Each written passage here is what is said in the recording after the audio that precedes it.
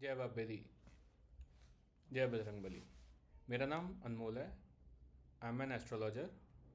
और इस वीडियो में मैं आपको बताऊंगा कि एक बॉडी पार्ट एक हाउस से किस तरह से रिप्रेजेंट होता है।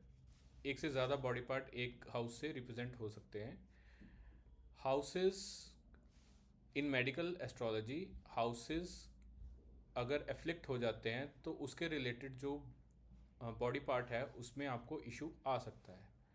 तो अब हम देखेंगे कि कौन सा हाउस किस बॉडी पार्ट को रिप्रेजेंट करता है। So starting with the house one. House one represent करता है आपके हेड को, आपके ब्रेन को।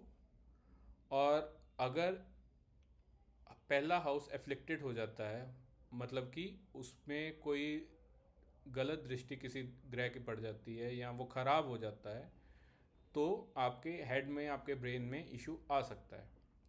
वो डिपेंड करेगा कि कौन सा आपका प्लैनेट है, कौन सा हाउस है, कौन सी राशि है।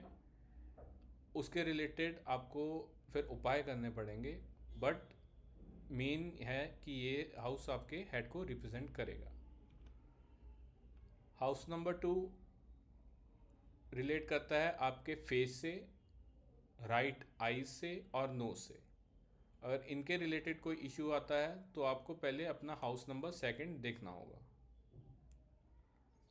हाउस नंबर 3 करता है आपके शोल्डर्स को और आपकी लंग्स को। जैसे लोगों को लंग्स की प्रॉब्लम आ जाती है तो they should see their house third, कि थर्ड हाउस में कोई इशू तो नहीं है। अगर है तो आप उसके उपाय कर सकते हैं। हाउस 4 आपके चेस्ट और आपके हार्ट को रिप्रेजेंट करता है।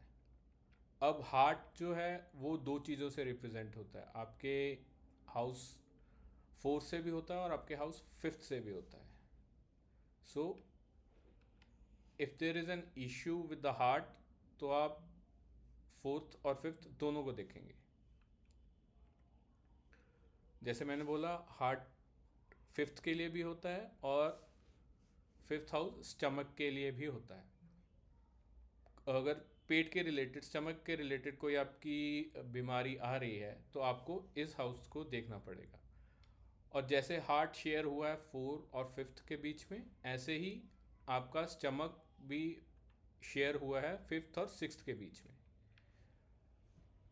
स्टमक और बेली दोनों को, अपर और लोअर दोनों के लिए आप हाउस 6 देखेंगे। हाउस 7 आपका किडनी और ब्लैडर के लिए है।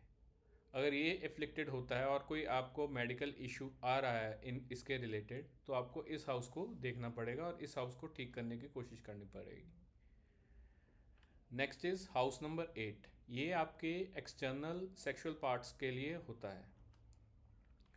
तो जैसे लोगों को, कईयों को बीमारी हो जाती है, सेक्स के रिलेटेड कोई बीमारी हो जाती है, तो उसके लिए आपको इन चीज़ों को हाउस नंबर 8 को देखना पड़ेगा। हाउस नंबर 9 जो है ये आपकी थाइस के लिए रिलेटेड होता है। हाउस नंबर 10 बोन्स, जॉइंट्स और नीज के लिए। ये सबसे ज़्यादा ज़रूरी है आजकल। जिन लोगों को थोड़ी सी एज हो जाती है तो इन चीज़ों की सबसे ज़्यादा दिक्कत आती है, तो आप हाउस नंबर 10 देख सकते हैं।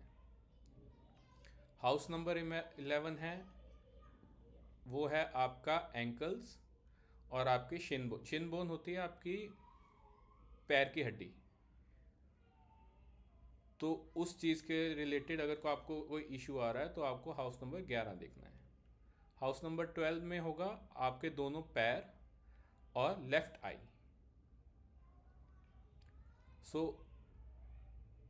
इससे ये पता चलता है कि अगर आपको कोई इशू आ रहा है इन चीज़ों के रिलेटेड, तो आप इन हाउसेस को पहले देखें, उनमें दृष्टि देखें, उनमें प्लैनेट्स बैठे हुए देखें और देखें कि कोई दिक्कत तो नहीं है प्लैनेट इन हाउसेस में। अगर है तो आपको इन चीज़ों के रिलेटेड इशू आ सकता है।